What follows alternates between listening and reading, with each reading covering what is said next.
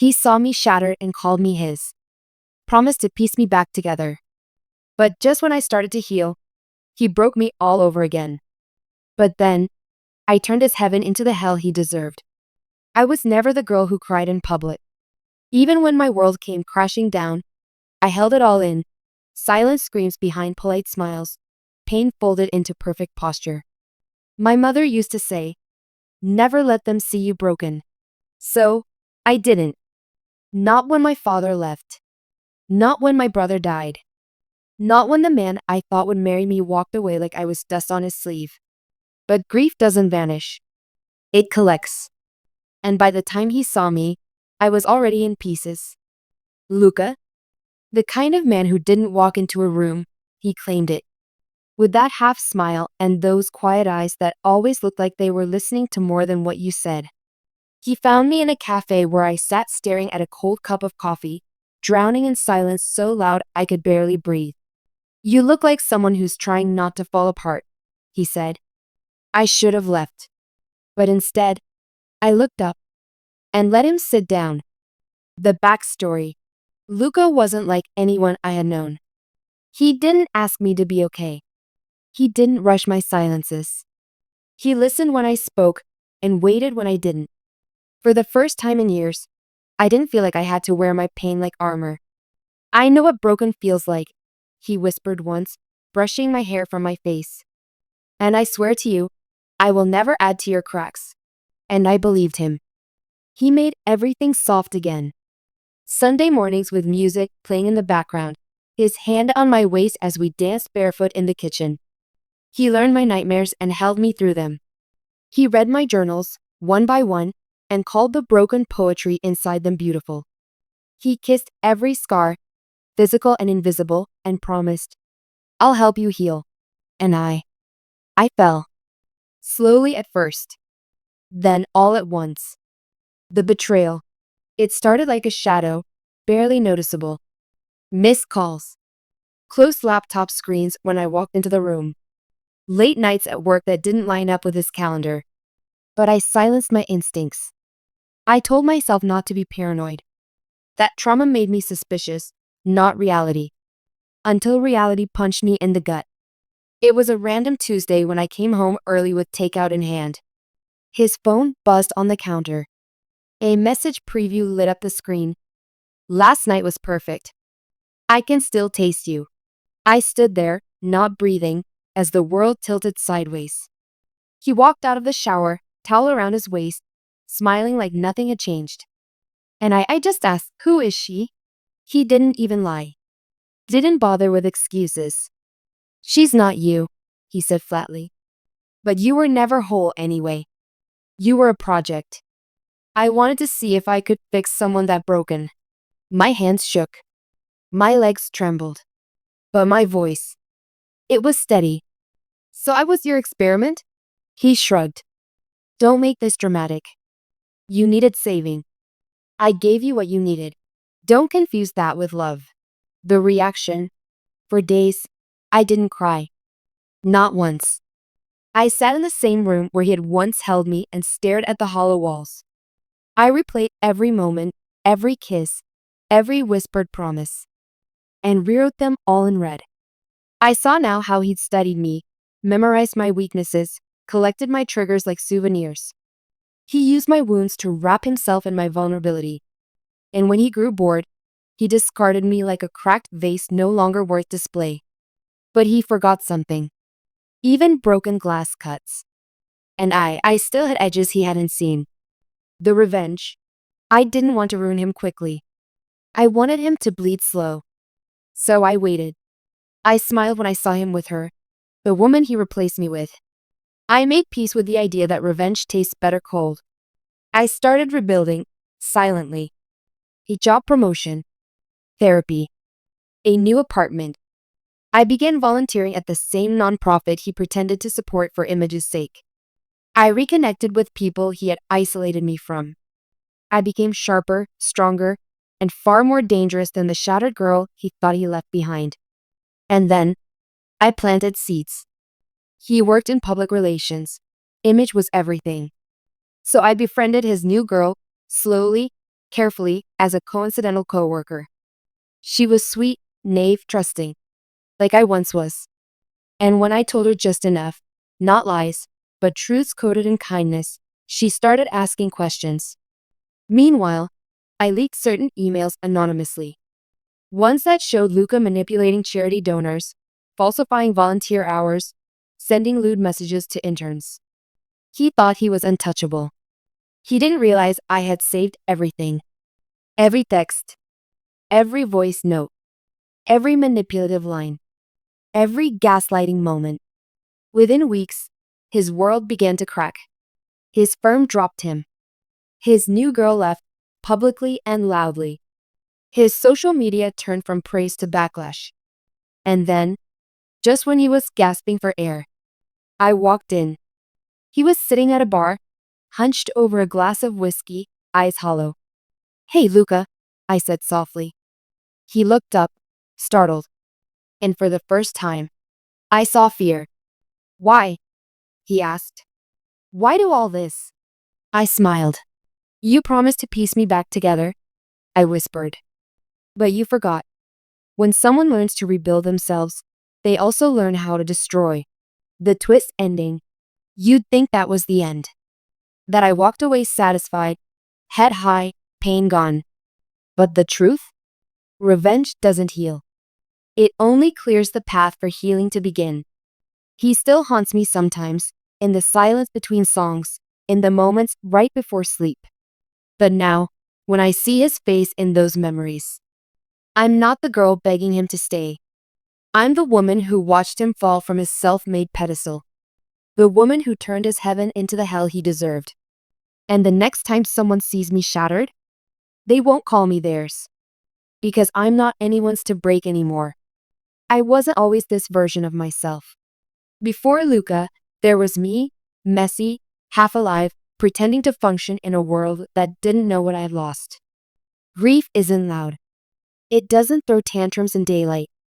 It's quiet. It waits. It curls into the soft corners of your day, the songs you avoid, the clothes you can't wear anymore, the names you flinch at when they pop up unexpectedly. I was still grieving the loss of my brother, Caleb. He was my twin flame, my anchor. The car crash that took him from me didn't just break my heart, it stole half of my identity. For months, I stopped existing. I just moved. Then came David, the man who made me believe in maybe again. Maybe I could love. Maybe I could breathe.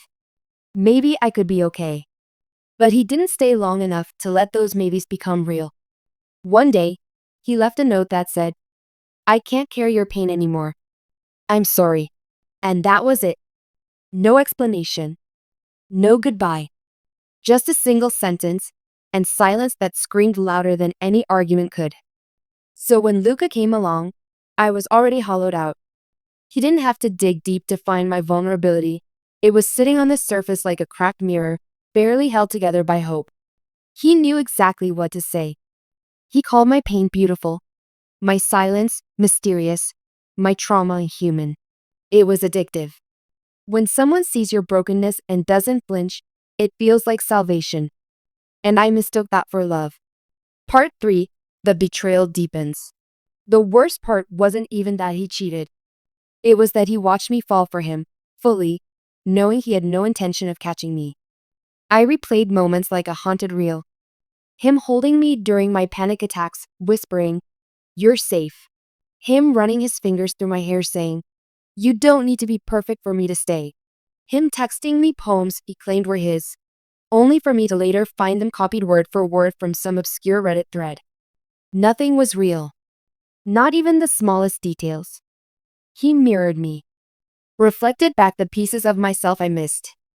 Made me believe I was seen, when really, I was just being studied. Luca didn't love me.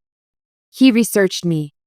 And when he was done collecting data, he discarded me like a failed project, unfixable and therefore unworthy.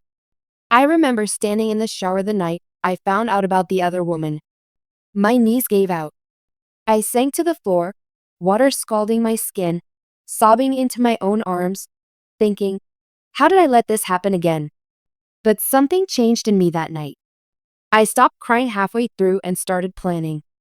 If he wanted to play games with broken people, he should have remembered. The ones with scars are the ones who survive fire. The days after the betrayal felt like walking through thick fog. I didn't scream. I didn't throw things. I didn't beg him to come back. That's what he probably expected. That's what they all expect from the emotional one. But I gave him nothing. No words. No tears. No scene. I disappeared. I packed my things while he was gone and left the key on the counter. I didn't block him. I didn't text him. I just became unreachable. And to someone like Luca, someone who thrives on control, that silence was louder than rage.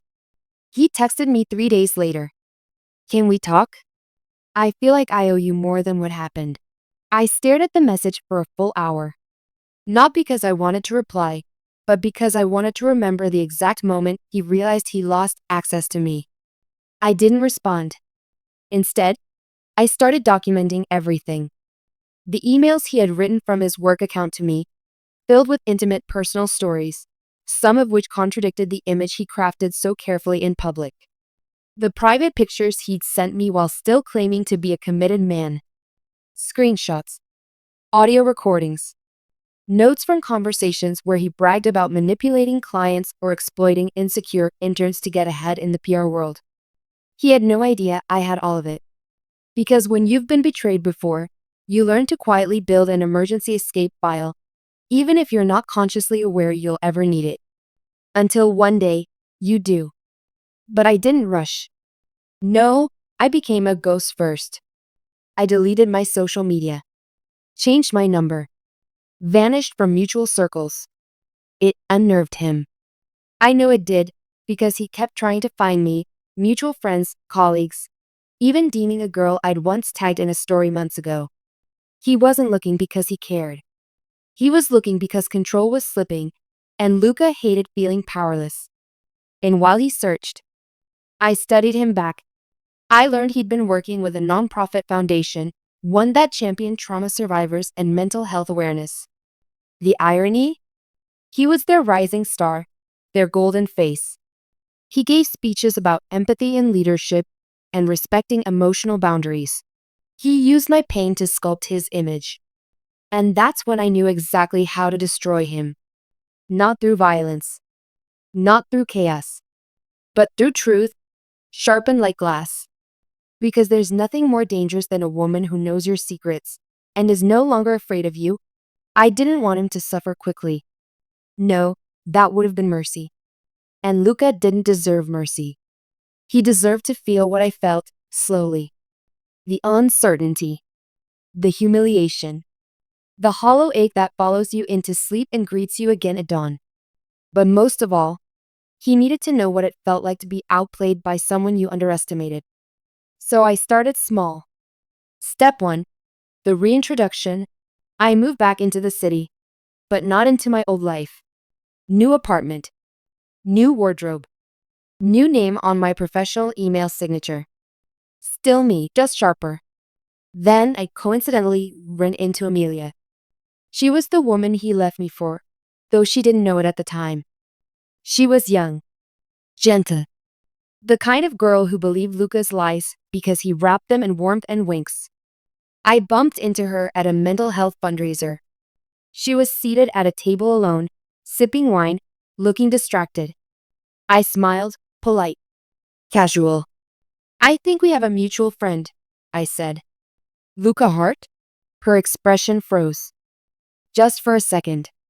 Oh, you know Luca, she said, eyes narrowing slightly.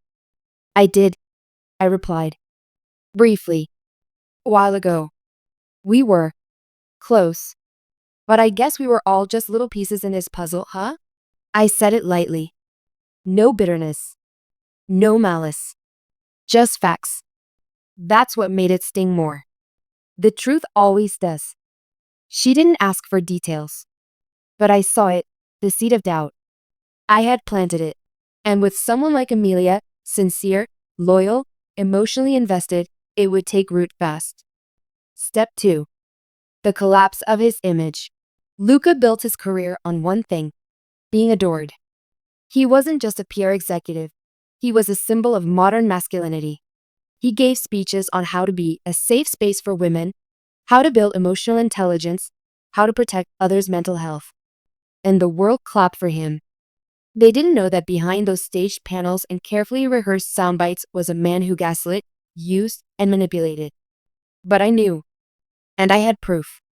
I created a private email under a pseudonym, sent anonymous packages to 3 board members of the nonprofit he worked with, each one containing screenshots of messages where he joked about faking vulnerability to win trust, a voice note where he said, "Women love a sad backstory. Makes them drop their guard." A dated picture of him in bed with 2 women, one of whom was a client's daughter. She was 19. No lies. Just truth. Brutal, undeniable truth. I sent the same materials to an investigative journalist who specialized in exposing corporate hypocrisy. I made sure it landed just before their annual gala, where Luca was set to be honored for compassionate leadership. He never made it to that stage. They stripped him of the award, pulled down his photo from the website, issued a vague public statement about reevaluating internal policies. But inside the circles that mattered to him, he was poisoned reputation. And there's no antidote for that. Step 3. Letting him see me rise. This was the part that mattered most. I didn't want him to just fall. I wanted him to look up from rock bottom and see me above him. I took a job with a media startup that intersected with some of his old partners. I knew he'd hear my name in meetings, see my interviews trending on platforms he used to dominate, hear whispers of my growing presence. But I never reached out. Not once. Because I didn't need to. I let silence scream what revenge could not. You were never the storm in my story. You were just the lesson. And then, just when I knew he was spiraling, when he had lost the job, the girl, the image, the platform, I walked into his life one last time. Not by accident. By design. He was sitting alone at the same cafe where we first met. Only now, the shine in his eyes was gone. He looked small. I took the seat across from him without asking. He blinked. "I didn't think I'd ever see you again." "You weren't supposed to," I said calmly. "Why now?" he asked. "You already took everything." "No," I said, leaning in. "You took everything from me. I just gave it back." He tried to smile, tried to be charming again. It didn't land. "You're not who I thought you were," he said. "And you were exactly who I feared you were." He stared at me, then whispered the words I waited months to hear. "I didn't think you'd survive me." I smiled. "You were right. I didn't survive you. I became something else. Something stronger. And now, Luca, I hope you live a long, long life, long enough to watch me become everything you swore I'd never be, and to know that you had nothing to do with it. Except for the pain that built me." Then I stood up and walked away. And this time, he watched me leave. People think revenge is fire, loud, crackling, chaotic.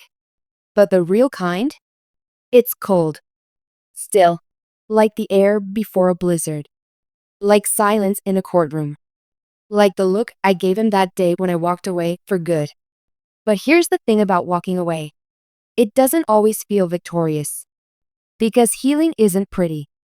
It's not a movie montage. It's not dramatic speeches and slow motion exits.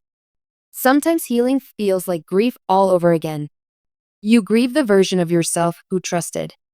You mourn the time you wasted trying to be enough for someone who was never even real.